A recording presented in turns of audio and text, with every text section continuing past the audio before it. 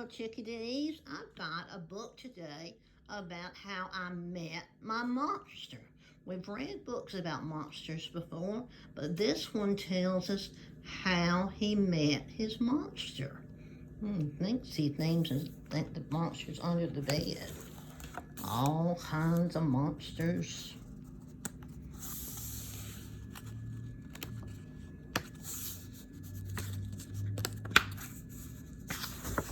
All right, here's our title page. There's our title, How I Met My Monster. And it says that it's written by Amanda Noll. And it's illustrated by Howard McWilliam. Look at that. He's got a little garage. Looks like he's in his pajamas, maybe.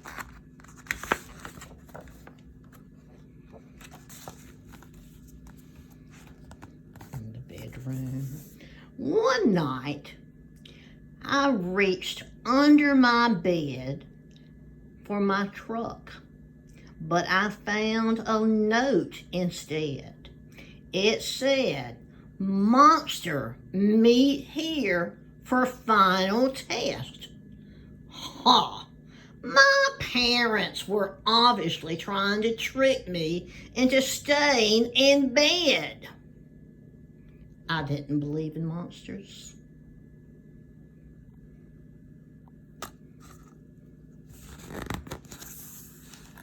There's the note. So I crumpled up the paper, grabbed my truck, and zipped over to my garage. I heard some creaking and some rambling, but I wasn't scared. Our house always had funny noises at night. The noises look like they're coming from the bed. But then a voice under the bed asked, "Stop those stomach rumblings. The child will hear you." Voices? Stomach rumblings? If this was part of the trick, my parents were doing a good job. I looked under the bed. It was inky and black. 5 pairs of eyes blinked back. "See, now he knows we're here," the voice said. "One of you has broken monster rule number 1. Maintain element of surprise." This is no trick, I thought. There are monsters under my bed. Well, there's 1 pair, 2 pairs, 3 pairs, 4 pairs of monsters.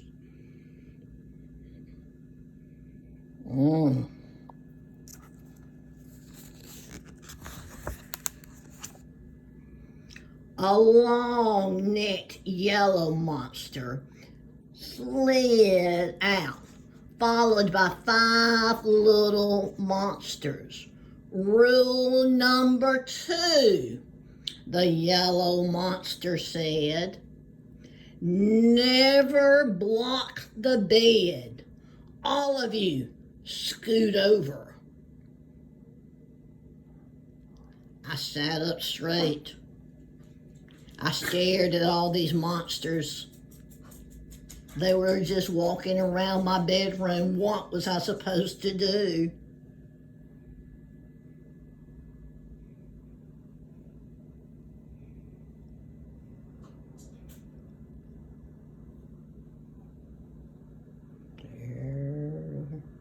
That one looks more scared than the little boy is.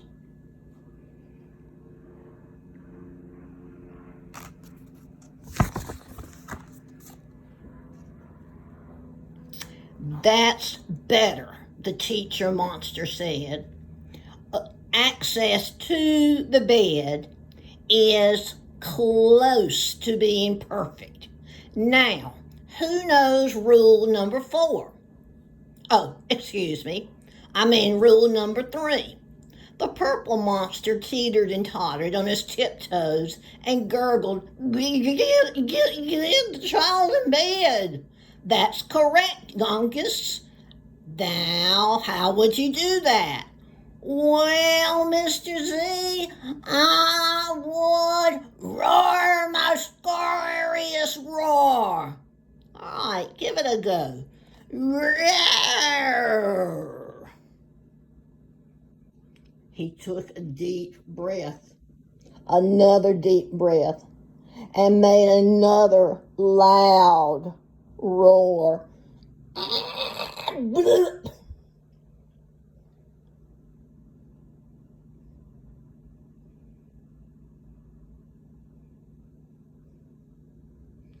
Stomach rumbling would have a better chase of getting back into that bed and getting that little boy in his bed.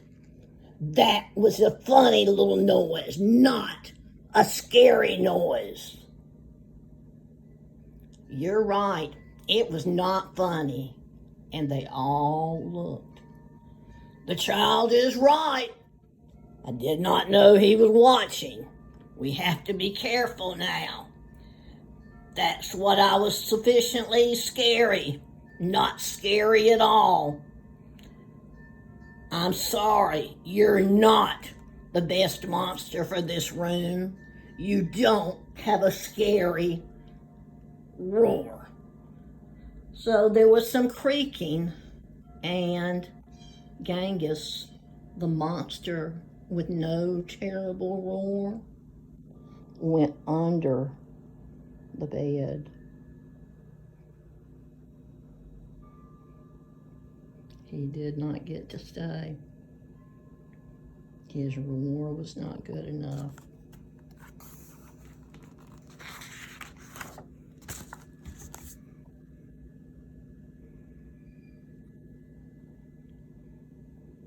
Before I could investigate where he was going, Mr. Z asked, "Now, who wants to try to get the child into bed?" The orange monster looked at the ceiling, and the red monster looked at the floor. Only the green monster looked at me.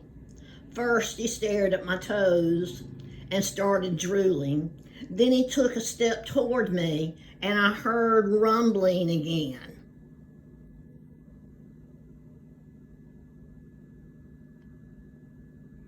I sprang into bed, and he couldn't get my feet. Mr. Z blinked. Very unconventional, Gabe. Very good. You've got the boy in bed without making a noise. Your stomach gurgle seems to be the only thing he needs. Good job. What I needed was to make sure that this little Gabe monster didn't eat my toes.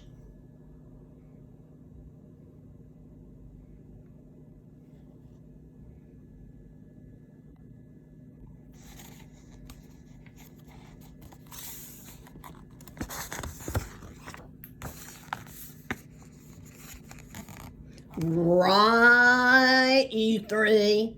The child is now in the bed, said Mr. Z. As every monster knows, the ultimate objective is to... The orange monster bounced and squeaked, "Keep the child in bed until it falls asleep." Correct, Morgan. And how would you accomplish that? Shadow puppets, she squeaked again. Gabe whistled through his nose, and I snickered. But Mr. Z said, "Shadow puppets, an interesting idea." Megan hopped onto the table right beside my bed and flailed her arms near my lamp. Silly shadows bobbled up and down my wall, and a cloud of fluffy fur tickled my nose. "Megan, Stop at once, Mr. Z ordered. You're supposed to scare him, not make him sneeze. I'm sorry. You will have to go. Morgan's arms flapped to her sides, and she scuttled back. There was some more creaking and croaking, and all of a sudden, Morgan was gone. Had 4 monsters, and 2 monsters are gone. So that means they have how many monsters left?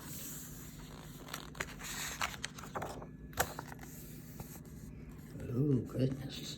After all that sneezing, I really needed a tissue. Suddenly, a huge shadow of a claw loomed over my room. Awesome, I thought, and kind of scary. I froze in place. Powerful performance, Gabe, said Mr. Z. But do either of you see a problem? Oh, I know, chirped the red monster. The child is out of the bed again. Correct, Abigail, said Mr. Z. And one of you must get him back in. Let's revisit rule number 1. Maintain the element of surprise. All at once, poof, the monsters vanished. Then I heard more rumbling. Were they hiding in my closet making noises to scare me? No. It was only my stomach rumbling. All this excitement made me hungry.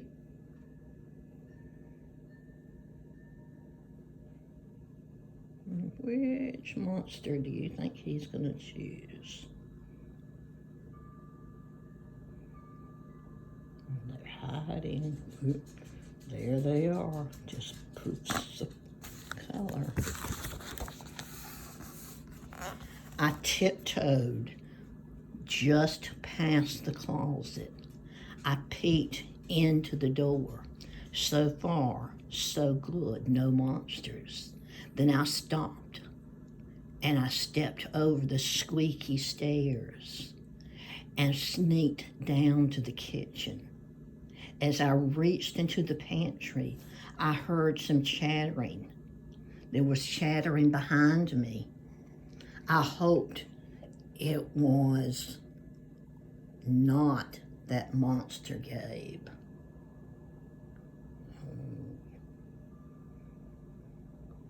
What could be coming? And it's coming out of the refrigerator.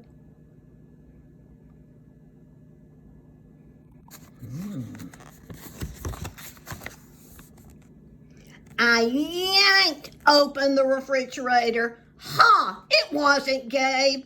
It was the other red monster, shivering on the shelf. Found you, I laughed. Nice try, Abigail, said Mr. Z. But this isn't working. You're not the right monster for this child. But Mr. Z, she whined, it's not my fault. He's not scared of me. I'm sorry, Abigail. You have to go. Abigail clomped behind Mr. Z. When I heard the clomping, I knew she was gone.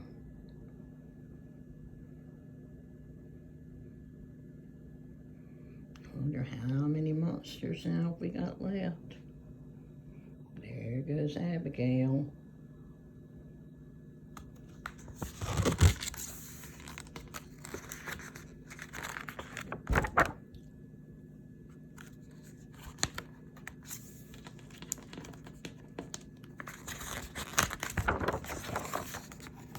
I grabbed my crackers and headed upstairs, wondering if Gabe was gone too. I munched all the way down the hallway. When I opened the door a second later,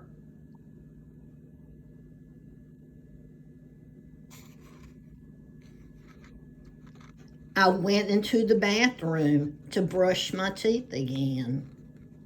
Gabe was not so gone, not at all. He was right in my hallway, and boy was he big. Look at the size of that little boy and the size of that monster. Wow.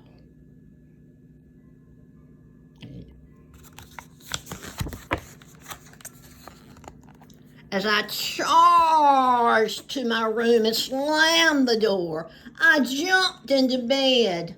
I thought, he's gone forever. I'm safe. Phew. I was surprised to hear breathing under my bed. How could he be in my room? And his stomach was rumbling. I peeked over the edge of my bed. There was slime spreading all over the floor. Hey, kid, gotcha. See ya.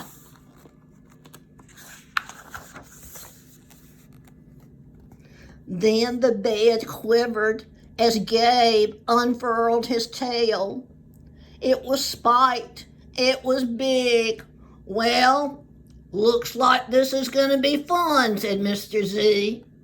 When I heard some more creaking, I knew Mr. Z was gone.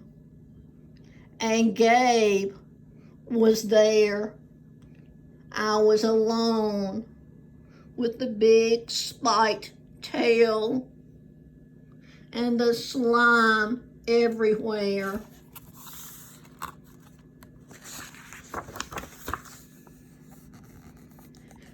Gabe loomed over my bed and began sharpening his claws on my bed.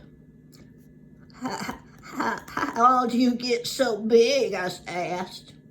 Rule number 5, my friend, he explained. People food makes monsters big. So thanks for the crackers.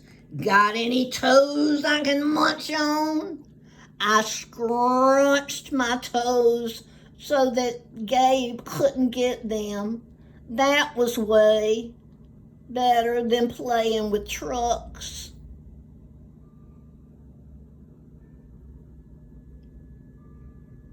He was eating the crumbs, but now he wants the little boy's toes. Maybe sniffing that too. No toy toes for you tonight, but you can have these, I offered, tossing a stuffed animal off the bed. Gabe dove for it. His soft, comforting snorts filled the room as he snuffled and hugged the toy.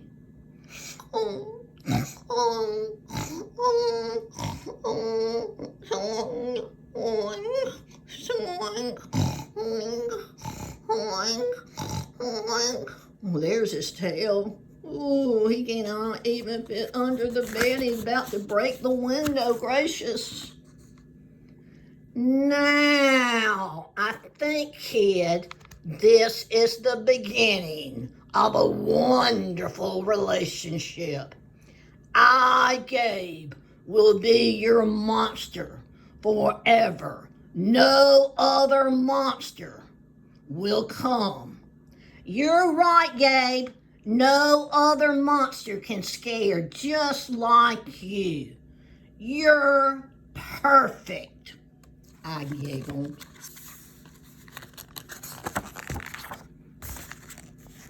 Gabe was the monster for me.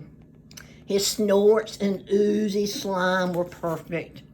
I yawned, then shivered again, stayed in my bed with Gabe protecting me from all the other monsters that might come. Goodbye, my chickadees. I love you. Bye-bye.